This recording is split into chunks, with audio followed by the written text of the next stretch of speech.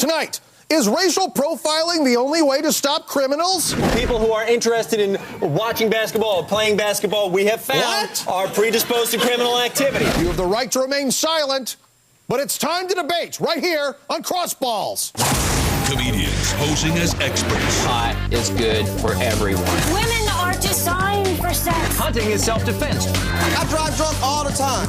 Debating real people. I'm not gay. It's totally immoral.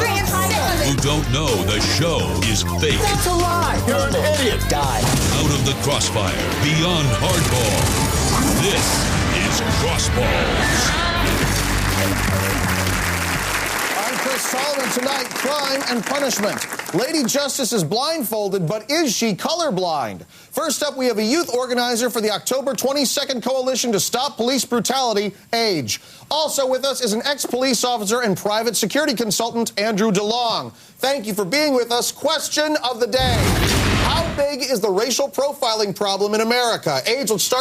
It is a humongous problem, and almost every single city in this nation has agreed, their city council have all agreed that this is a huge problem. George Bush, the man who's willing to bomb thousands of people around the world in the name of our supposed liberty, has even come out against racial profiling. So it's a huge problem. It's a huge problem. All right, Andrew, how do you respond? All right, you know what? This is the kind of liberal political correctness that says that it is more important to be polite to people than it is to fight crime. Now, either you trust the police or you don't. And if you don't want me to do that kind of profiling, take away my gun. Because that's what I have to do. That's what I have to do. You know, I profile rap music fans. Rap music is... The rap music culture is a violent culture, okay? People who are interested in that music or who listen to that music. Hey, if you listen to country music or you listen to Henry Mancini... You probably beat your wife then if you listen to country music.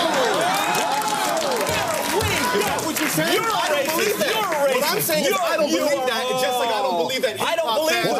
Hang on, one at a time. Go ahead, AGE. I listen to hip-hop. I just graduated from college. I was a Latin honors student. Does that make me somebody who should be pulled over? You're not a criminal. A lot of people who listen to that kind of music are. That's all I'm saying. That's what we have found. That's what we have found as police officers. Well, you know, we scope out certain places. We stake out places where we think criminals are going to be. Fried chicken establishments are places where criminals are going to be.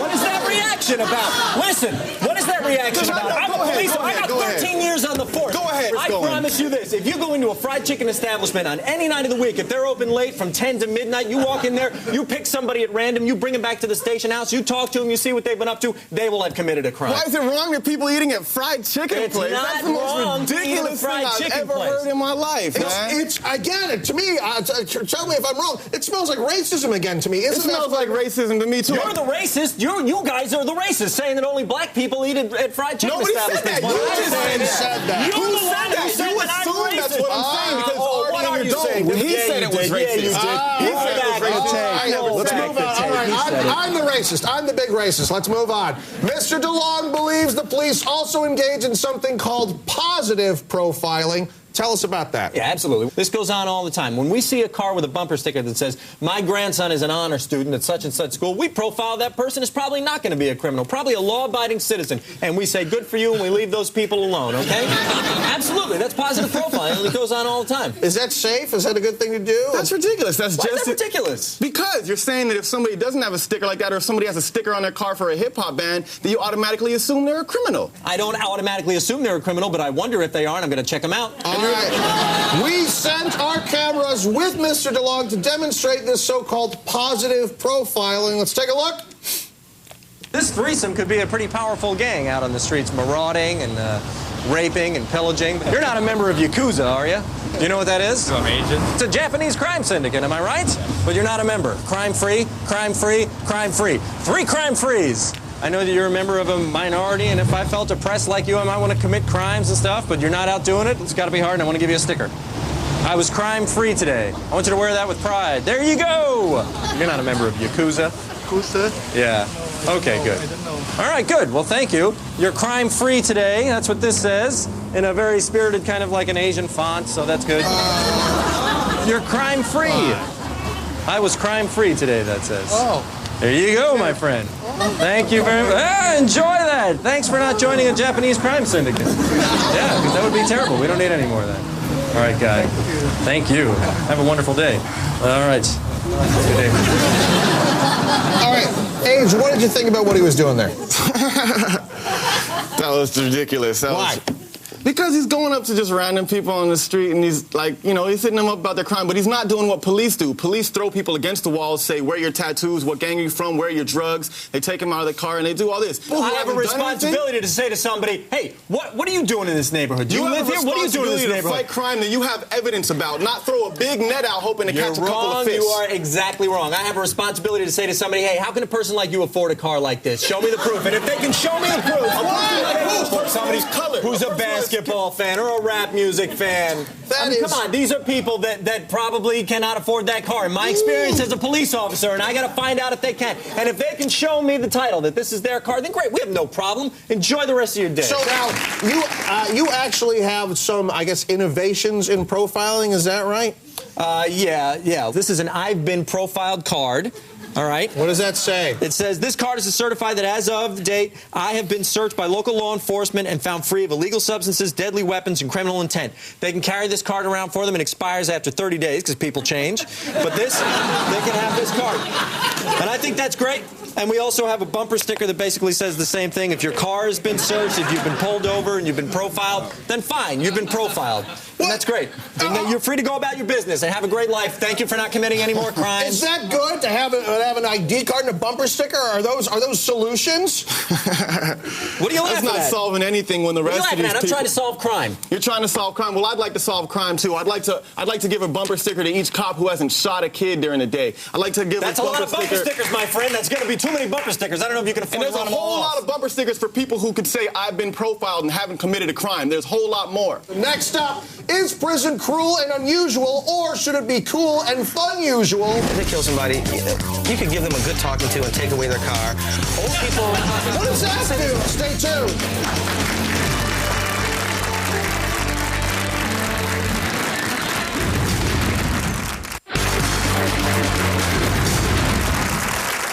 Welcome back. Tonight, do we need to raise the bar on how we're treating the prisoners behind bars? Joining us now, a former police officer and current owner of the private security firm Off Duty Officers Incorporated, Terry DEGELDER. Also with us, head warden of Fordman Private Prison in upstate New York, Jerry Anderson. How should criminals be treated in prison? Terry, let's start with you. Well, I think they're presently being treated too well. Before you can get into a state prison system, the violence that they leave behind, people's lives that they affect, it's just enormous. Jerry, how do you respond? Look, prison is supposed to be about rehabilitating prisoners, right? We're supposed to take prisoners and make them into new people. In my prison, we deal with things like dietary issues. I mean, a lot of people, we have prisoners that are lactose intolerant. We have prisoners that are addicted to Thai food. Addicted to Thai food? That's just an example. Yeah. So if a prisoner has a special dietary need, should we take that into consideration because we don't want his tummy to get upset? No, we should not. It's just ridiculous. Prison is a punishment. Yes, this person has made so many bad decisions that have affected so many people. He doesn't... All of a sudden now he's different because we lock him up. Let's move on. How do we stop prison violence? Jerry. We have this thing called a snap circle. What? A snap circle. A snap circle. Where the prisoners and the guards get into a performance circle and they perform snaps on each other. A lot of these guys grew up doing this in the streets, and so they perform these snaps on each other so they don't fight. This is funny. This is one of the funniest ones that a guard said to one of the prisoners. I like this one. He said, "You've never listened to me. You're like a hip-hop Helen Keller." What? Is that having them tell jokes to each other? Is that going to rehabilitate anybody? No, the prisoners that are in prison that commit violence against each other and the guards belong in isolation. You talked about something called Turnaround Tuesday. What's that? Oh, well, that was a program that we had started that didn't, unfortunately, didn't work out too well. But that was something that we did where we had, on Tuesdays, we would have the guards and the prisoners switch roles. Just so they could see how it felt to be the other one. How does that work? Well, like I said, unfortunately, it didn't work, but... I think that's a good idea. I think some of these prisoners ought to see what it's like to be a victim. They ought to be robbed and murdered and raped, and then they could switch roles with the victim. So you like the idea of Turnaround Tuesday? That actually makes sense. Yeah. You know, he brought up something else. You know, a lot of times in prison there is rape, but if it happens in my prison, what we encourage is, if it happens in my prison, it's usually consensual and oftentimes loving. What we're encouraging them to do. consensual if it's a rape. If they're gonna do that, we encourage them to have loving, meaningful homosexual relationships. So we encourage them to go out on dates. We provide date night for them. Come on! What? We have the guards chaperone them to make sure that there isn't something that's non-consensual. And I'm telling you, it works. We haven't had a riot in 6 months. Now, Mr. Anderson has proposed a controversial solution to the problem of prison overcrowding. Now, tell us about that. Well, my phrase that I like to use is 50 and out. Any prisoner over the age of 50, I don't see any reason why they can't be released. We have a public service announcement Mr. Anderson created to draw support for this 50 plan. Let's take a look. Willie Sanchez went to prison in 1967. Today, he can't even lift the axe he once used to commit murder almost 38 years ago. At my age, I just try to live one day to the next. Ernie Johnson has survived 4 types of cancer and a stroke. He was sentenced to life in prison, but here in jail, Ernie is already dead. I think about my casket a lot. You wouldn't let your grandfather walk alone in a bad neighborhood at night, but Joe Vitale has to walk through a prison yard every day, potentially abused by younger inmates. I just want to go home. Let our seniors out of jail. I don't remember why I'm here. They've forgotten. Isn't it time we forgive? All right, what do you think, Terry? What do you think of the video? I don't know where his prison is or who he has in there, but it's not the people I've been dealing with for the last 27 years. If you want to break the cycle of prison, don't let them out. Coming up, is your neighborhood watch broken? Well, I do have training, that's for sure. I watch Law & Order, CSI, I watch all the crime dramas. Well, stay tuned.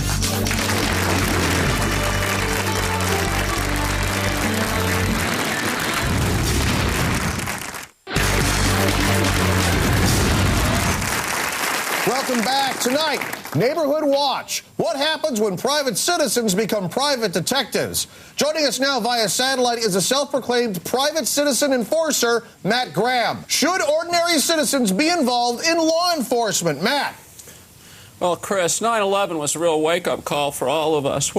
I think we all saw that the police and troops, they need help. They can't be trusted all by themselves. And that's what my group, the Neighborhood Guard, we do. We show people they have a right to citizen's arrest.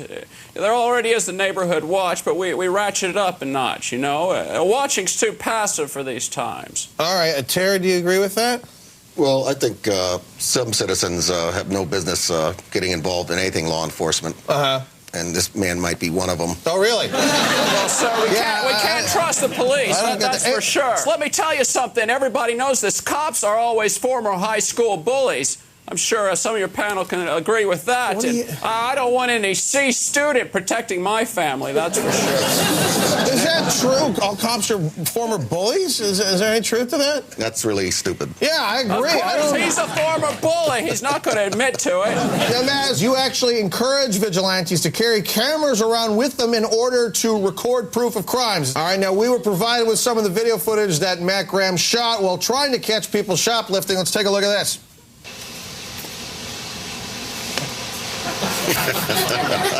So what is it, Matt? There's a shoplifter here? Well, yeah, potential shoplifter. Matt, this doesn't look like protecting the public good. Well, look, Chris, some of the women with the large cleavage, they'll try to stick products down there in their bra. Matt, that is video footage that you shot, and it was focusing exclusively at her chest. People, yeah, all the time you'll see women pretending to have big breasts. They have cantaloupes and honeydew melons hidden under there. All right, now let's move on to the next video. All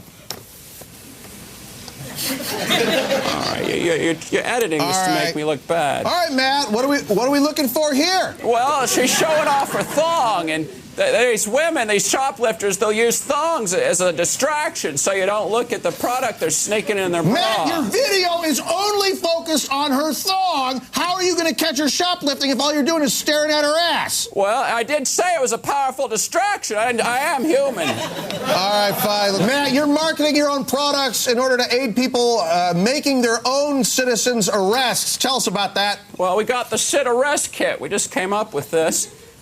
You got all sorts of things you could use on an arrest. We got your handcuffs. These are riot cuffs right there. your pepper spray, taser gun. No citizen wanting to arrest should go anywhere without one of these. There's some gloves for going through the trash to look for clues. Mm-hmm. Yeah. See, this shows the techniques on how to do that right there. Oh, what is that? What are these? These are posters? Yeah, these are instructions. This is instruction on how to build an effective holding cell right here. You might want to have that in your basement. Yeah. Your own holding cell? That's right. You make more than one arrest in a day. And every good citizen has to know how to use a gun. We provide them with, you got targets here, you know, gun targets for gun practice. Who is that? What are these on the target? Who is that? These are just typical criminals you might be shooting at. That's a black man and a Middle Eastern man. Those aren't typical criminals. That's this is a rapper. I don't know. You know, it happens to be a black man. That's just racial profiling. Should we give a kid like this to somebody and say, go be a cop now? The only person that's going to get arrested if he uses that kid is him. I'll arrest you, sir. I'll arrest you, sir. I'll give you a citizen to arrest you. Somebody in the studio should do it right now for disrespecting a citizen. I'll tell you what. I think the people in this guy's neighborhood would have been safer if he'd never been born. Absolutely. We are running out of time. Let's get into the quick balls round. What changes can neighborhoods make to feel safer? Quick balls go, Matt. Well, every citizen should have a transport van. Because when I started arresting people, I realized they didn't fit in the back of my Celica. I had to get a van. All right, every citizen should have a transport van. Rebound to you, Age. I think that we should start taking money out of the prison system and start putting into schools and giving these potential criminals a chance of the future. All right. Well, bounce back to you, Matt. I agree. We should start using these schools as prisons, as holding cells. Using schools as prisons. Double bounce back to you, Terry. You know, I agree. I think we're spending way too much money on prisoners, and that money that we're spending on cable TV and conjugal visits and all this other stuff that's going on in prison should go back into the community, let's to the start victims. turning these schools into prisons. All right, coming up, can a woman's outfit save her life? Stay tuned.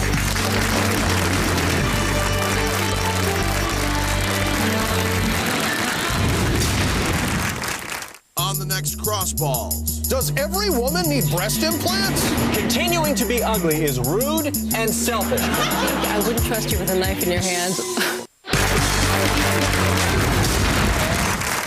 Welcome back. How can women defend themselves against violent crime? With us now via satellite is a sales representative for Don't Ask For It self-defense company, Mary Clarke. Does self-defense really work, or is it just a way to make money by preying on women's fears? Mary. I tell women that I consult to, don't dress like you're asking for it, okay? I tell women, to try and Charlize Theronize yourself, all right? Did you see the movie Monster? Yeah. She was real good in that, wasn't she? Yes. And she looked real bad. Now, I've got a couple of photos, I think... right, okay, yeah, this is the first photo that you want to put up here? This is a before photo. You're wearing a ponytail, you're wearing a rape handle on your head. Okay. Secondly, she is listening to music on headphones. Okay, you're oblivious to your surroundings when you're singing your little song. You may as well be singing, "Oh, please, won't you rape me, Mr. Rape Man?" Mary. I'm sorry. Mary. If you are singing along, you're singing, "Won't you please rape me, Mr. Rape Man?" Now, I use musical phrases and songs with the women I consult with as a way to remember these slogans. Mary, now let's take a look at this other photo. Let's see if this makes any difference. I'm going to show you this same woman. Okay. Wait, what? This is the same. Believe it or not, this is the same woman. Now, this is a woman who is going out in an outfit that is practically unrapeable. Okay. Now, this is the look you're going to want to put on if you're going out of the house without a husband or a large lesbian friend to escort you. Okay. First off, she is wearing a fat suit under her clothes. Yeah, ladies, believe it or not, even a rapist wants a woman to be fit and trim. Okay. Second off, she's got a mud wig on. That's a mud hair wig.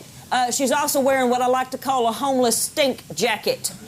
Say that again, a what? It's a homeless stink jacket, and they don't like it, okay? What you can do is go down to the Sally Army or the Goodwill, get yourself a jacket maybe 1 or 2 sizes too big. And then you just put it in the garbage can. For a couple of days, it's going to stink up. And if you can see in the photo, again, she's got coal marks on her face. Or you can use actual dirt. This is what I call the Oliver Twist look. Do you remember that musical? Oliver? A little bit. Consider yourself not raped, right? Because if you put Mary, dirt on your face, you're not going to get raped. I guarantee it. What do you think about that second photo? Is it really was a deterrent? There's some ring of truth in what she's saying. Okay, really? And the ring of truth is that a woman has to be aware of her surroundings and not put herself in a position where she's isolated and can be raped. Mary, I'm going to go ahead and give you the last word here. Why don't you go ahead and give us the last word? Mary Clarke. All right, things you can do. This is a list of don'ts. Don't wear a ponytail in your hair. Don't wear a skirt or sweatpants. Don't walk down the sidewalk. Don't park in parking lots. Don't drive. Don't look for crying babies. Don't talk to the handicapped. Don't eat chocolate. Don't go to your job in the morning. Don't ask for paper bags at the grocery store. If you see any woman not following these tips, call any rape crisis center hotline and report her immediately. It could mean saving her life. And it could stop her from singing, "Let's give him something to rape about." Mary, please. Mary, please stop this. Chris, all I'm doing is taking care of raping every day. Mary, taking care of raping. It's all right. She probably her name is Rapey, and there's raping in the sand. This is inappropriate. Go shorty. It's your rape day. We're going to party like it's your rape day. Stop singing rape songs. That is inappropriate. Go, do it. We will see you next time when more experts get caught between the crossballs. Good night.